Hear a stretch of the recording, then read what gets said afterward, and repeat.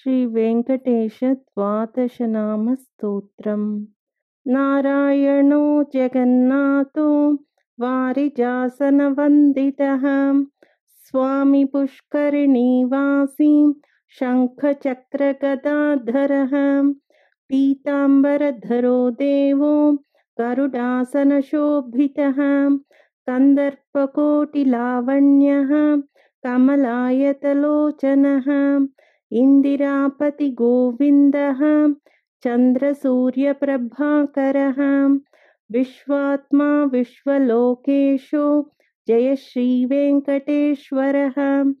एतद्द्वादशनामानि त्रिसन्ध्यं यः पठेन्नरः दारिद्र्यदुःखनिर्मुक्तो धनधान्यसमृद्धिमान् जनवश्यं राजवश्यं सर्वकामार्थसिद्धिदं दिव्यतेजस्समाप्नोति दीर्घमायुश्च विन्दति ग्रहरोगादिनाशं च कामितार्थफलप्रदम् इह जन्मनि सौख्यं च विष्णुसायुज्यमाप्नुयात् इति ब्रह्माण्डपुराणे ब्रह्मनारदसंवादे वेङ्कटेशद्वादशनामस्तोत्रं सम्पूर्णम्।